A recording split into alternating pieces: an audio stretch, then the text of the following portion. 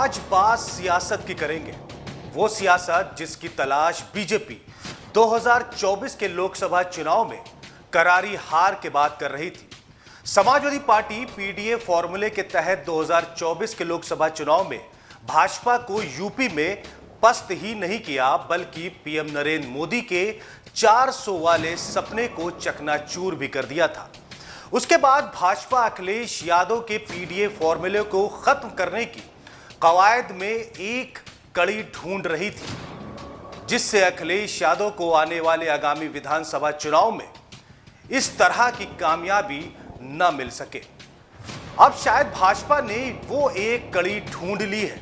उस कड़ी से मुराद है समाजवादी पार्टी के निष्कासित और बागी विधायक पूजा पाल। आज हम आपको बताएंगे कि कैसे पूजा पाल के जरिए भाजपा समाजवादी पार्टी के पीडीए फॉर्मूले को पस्त करने की कवायद में जुट गई है। नमस्कार, मेरा नाम है सैयद मुजाहिद जैदी और आप देख रहे हैं द लीडर हिंदी। उत्तर प्रदेश पूरे देश का एक ऐसा सूबा है जहां से दिल्ली की सियासत की नींव रखी जाती है। वहीं उत्तर प्रदेश सबसे बड़ा लोकसभा सीटों के हिसाब से राज्य है और विधानसभा सीटों की हैसियत भी 403 का आंकड़ा रखता है। वही ये सिलसिला तब शुरू हुआ जब समाजवादी पार्टी की बागी विधायक ने विधानसभा सत्र में सीएम योगी की कानून व्यवस्था की तारीफ की। उसके बाद आनन फानन में समाजवादी पार्टी ने पूजा पाल को निष्कासित कर दिया। वहीं भाजपा को यह लगा कि मौका अच्छा है, इसी मौके को भुनाने का सही समय है, क्योंकि पूजा पाल समाज से ताल्लुक रखती हैं और पिछड़ों में पूजा पाल की जबान से जो बात समाजवादी पार्टी के खिलाफ निकलेगी, उसका असर समाजवादी पार्टी के पीडीए फॉर्मूले को नुकसान पहुंचा सकता है। तो फिर क्या था? पूजा पाल ने उत्तर प्रदेश की सियासत में एक लेटर बम अखिलेश यादव पर फोड़ दिया। वहीं उस लेटर में 2-3 बिंदु बेहद अहम हैं। आज हम आपको सिलसिलेवार उन पॉइंट को बताएंगे। पहला पॉइंट जो बेहद अहम इस लेटर की कड़ी माना जाता है, समाजवादी पार्टी से निष्कासित पूजा पाल ने सपा अध्यक्ष अखिलेश यादव को पत्र लिखकर कहा कि उनके पति की तरह संभवतः उनकी भी हत्या हो सकती है। यदि ऐसा होता है तो शासन और प्रशासन सपा और अखिलेश यादव को वास्तविक दोषी माने। एक बेकसूर विधवा, अनाथ, अति पिछड़े की बेटी को सपा के लोग सोशल मीडिया पर गंदी गालियां और जान से मारने की धमकियां दे रहे हैं। वहीं दूसरा पॉइंट भी बेहद अहम है। दूसरे पॉइंट में पूजा पाल अपने लेटर में लिखती है। पूजा पाल ने लिखा कि मैंने अपना लक्ष्य प्राप्त कर लिया है और मेरे पति के हत्यारों को सजा मिल गई है। अब मुझे मौत भी मिले तो गर्व होगा।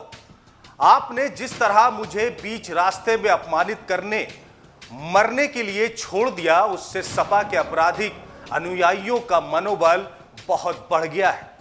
अब तीसरा पॉइंट, इसको भी समझने की बेहद जरूरत है। उन्होंने पत्र में लिखा कि पार्टी से निष्कासन का दर्द छोटा है।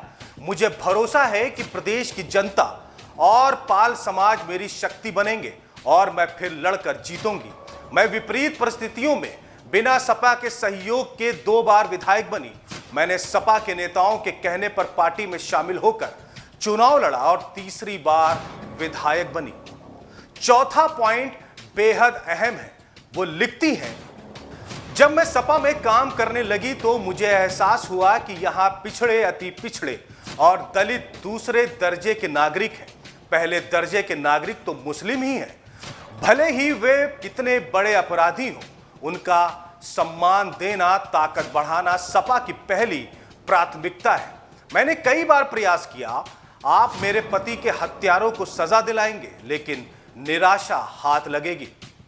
जाहिर है पूजा पाल का यह लेटर राजनीति की समझ न रखने वालों के लिए यह सिर्फ एक लेटर ही होगा, लेकिन इस लेटर के जरिए भाजपा का कई मोर्चों पर अखिलेश यादव के पीडीए फॉर्मूलों पर गहरी चोट लगाने की कोशिश है।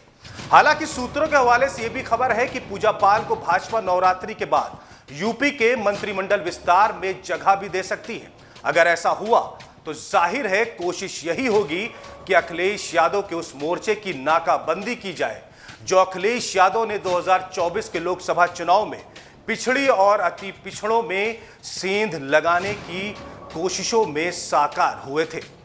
अगर हमारी यह वीडियो आपको पसंद आई हो तो हमारे चैनल को सब्सक्राइब करें, लाइक करें, शेयर करें।